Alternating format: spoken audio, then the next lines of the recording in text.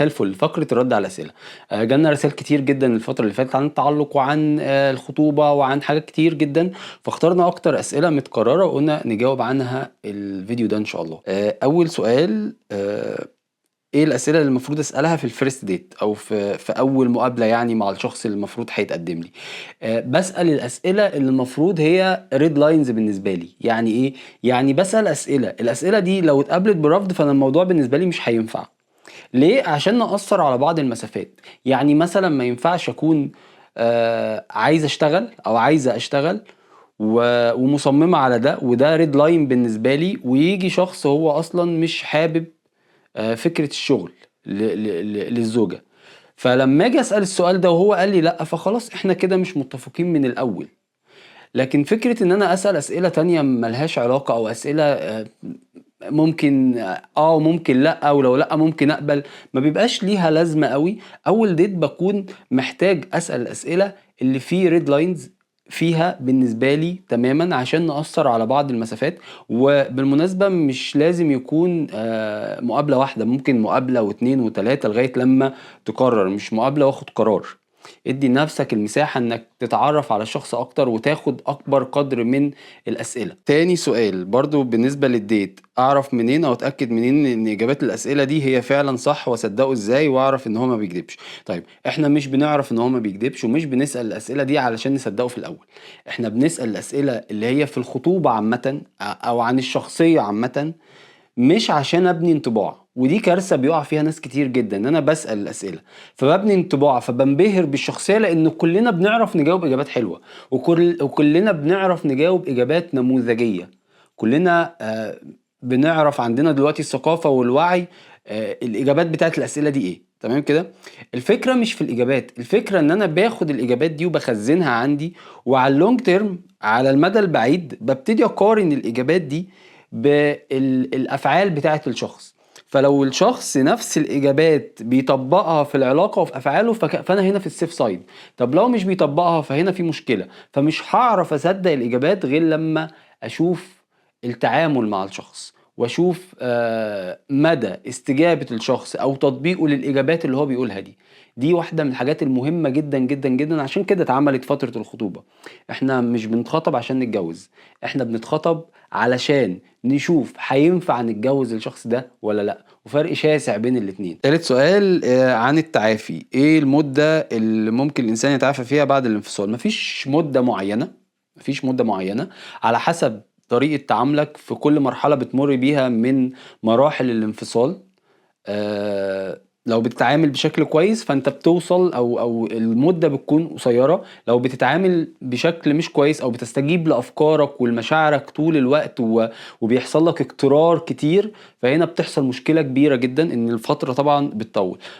قُلنا قبل كده يمكن عملنا فيديو وممكن نعمل فيديو تاني عن مراحل الحزن أو مراحل الفقد ال5.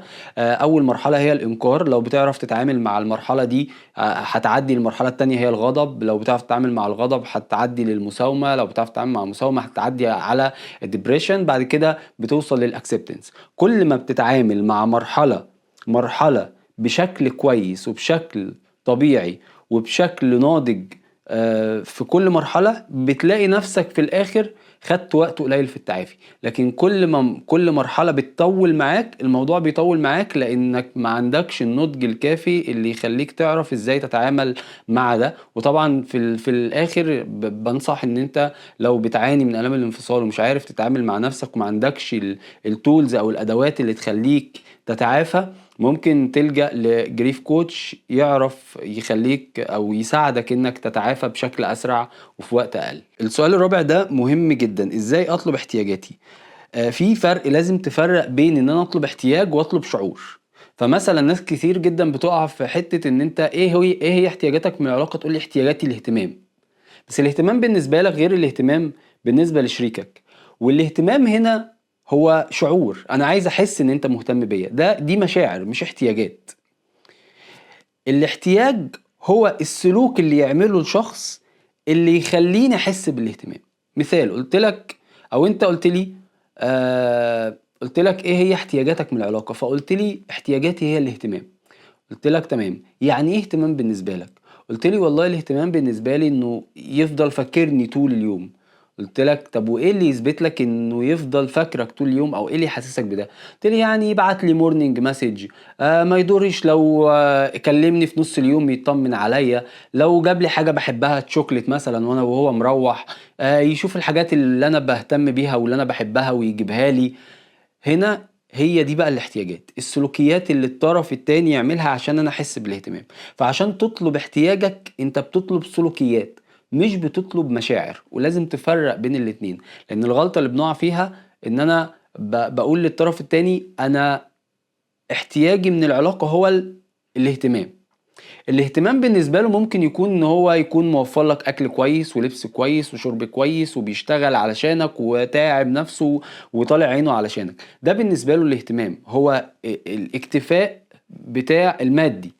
انت بالنسبة لك الاهتمام معنوي، فانت لازم تقول له ايه الشروط اللي لازم تكون متوفرة او ايه السلوكيات اللي انت بتعملها تخليني انا احس بده.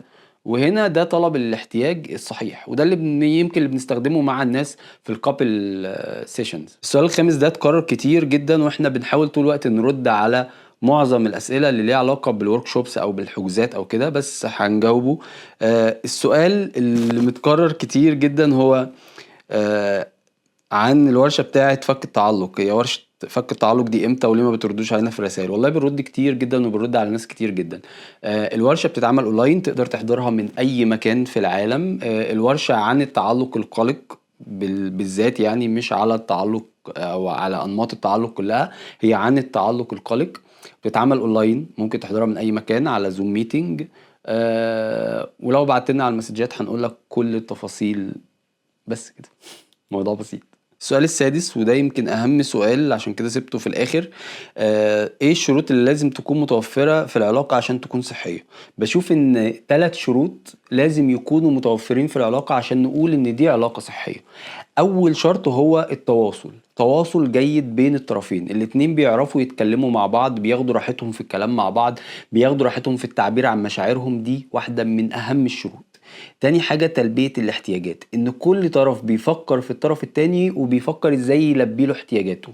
طول ما الاحتياجات في العلاقة عاملة شبه الاكل والشرب في الحياة، فطول ما الاحتياجات بتلبى فانا مرتاح، طول ما انا باكل واشرب فانا تمام.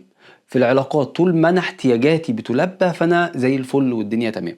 فده تاني شرط. تالت شرط إدارة الخلافات، اتنين بيعرفوا يتخانقوا مع بعض، اتنين بيعرفوا لما يختلفوا يعرفوا يلاقوا أرض مشتركة، حتى لو ما لقوش أرض مشتركة بيكونوا متقبلين هذا الاختلاف، بيكون في مساحة من الاحترام والحدود حتى لو في خلاف. دي واحدة أو دول 3 شروط اللي بشوفهم مهمين جدا، اللي لازم يكونوا موجودين في العلاقة عشان العلاقة تكون صحية وكويسة وتستمر، فيها استمرار.